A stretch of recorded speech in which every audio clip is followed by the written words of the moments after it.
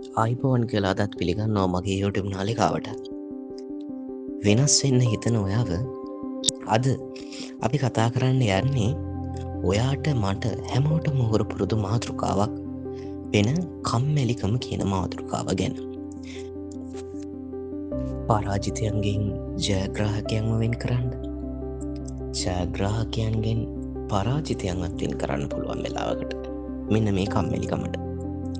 ඔයාව වෙනස් කරන්නත්, ඔයාට ඔයාව වෙනස් කරගන්නත් හිතෙන්නේ මෙන්න මේ කම්මැලිකම හින්දම තමා.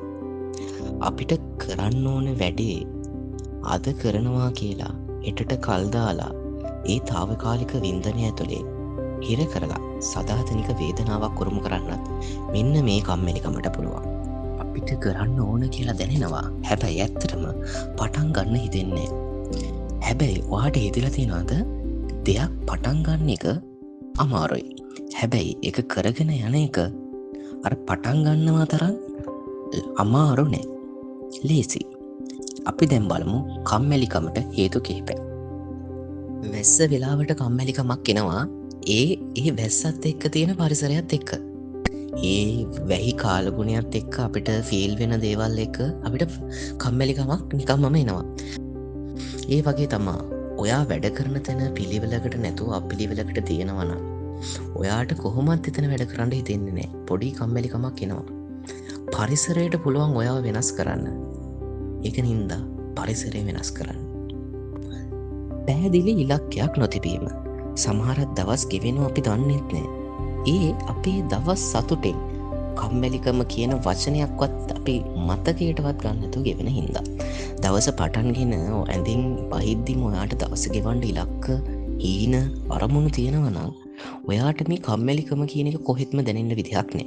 ඒක හින්දා දවස පටන්ගත්දිම අද දවසි කරන්න ඕන දේවල් ටුඩු ලිස්ට් එකක් නැත්තං හැබිට් ට්‍රැක එකක් විදිහටවත් ඔයා ගොඩනගා ගන්න. එතකොට ඔයාට අද දවස ලස්සනට සාර්ථකව ගෙවන්න පුළුවන්. අද දවස සාර්ථකව ගෙව්ව කියලා ආත්ම අභිමානයක්, ආත්ම තෘප්තියක් ලබා ගන්නත් මෙන්න මේ අද දවස් සාර්ථකව ගෙවුනහම ඔයාට පුළුවන් වෙනවා. ඉක්මන් ආශාව. ෆෝන් එකේ සෝෂල් මීඩියාවල වරුගණන් කාලය කාදමනවා නම් ඔයා දැනටමත් කම්මැලික්. ඒක නෙවෙයි. මෙතනදී ඔයා සෝෂල් මීඩියා වගේ ක්වික් ඩෝපමීන් දෙන දේවල් නිසා ඔයාට දිගු කාලයක් ඔයාට කන්සන්ට්‍රේට් කරලා කරන්න පුළුවන් වැඩවලට තියෙන ඉන්ට්‍රස්ට් එක නැතිවෙනවා. එතකොට මොලේ විසින් කොහොමත් ඔයාව කම්මැලි කරනවා. ස්වයං විනය. මෙන්න මේ ස්වයං විනය තමන්ට තමන් විශ්වාස නම් මේ ලෝකේ කරන්න බැරි දෙයක් නෑ කියලා කියනවනේ. ආපුහාම මම මේ කම්මැලි කමෙන් ගෙවන්න නැතුව මම මේ වැඩේ කොහොම හරි ඉවර කරනවා කියලා આવොත් ඔයාට කවදාකවත් කම්මැලිකම හිතෙන්නේ නැති වෙන්න පුළුවන්. දවසක් දෙකක් මේක අපි ප්‍රැක්ටිස් කරලා බලමු. ඉන්න තැනට වඩා ඔයාට අනිවාර්යෙන් අඩියක් දෙකක් ඉස්සරහට එන්න පුළුවන්. පරාජිතයන්ගෙන් ජයග්‍රාහකයාව වෙන් කරන්න පුළුවන් එකම දේ මම දැක්කොත් කම්මැලිකම තමයි. ඔයාට ඔයා වෙනස් කරන්නත් පුළුවන් මෙන්න මේ කම්මැලිකම හින්දාම තමයි. ඒක හින්දා අද ඉඳන් ඔයාගේ කම්මැලිකම කියන වචනේ ඔයාගේ ශබ්දකෝෂයෙන්ම අයින් කරගන්න. ඉතින් අදට ඔච්චරයි. මේ කතාබහ ඔයාට වැදගත් වුණා නම් යාළුවොත් එක්ක ෂෙයා කරන්න, අඩුපාඩු කමෙන්ට් කරන්න.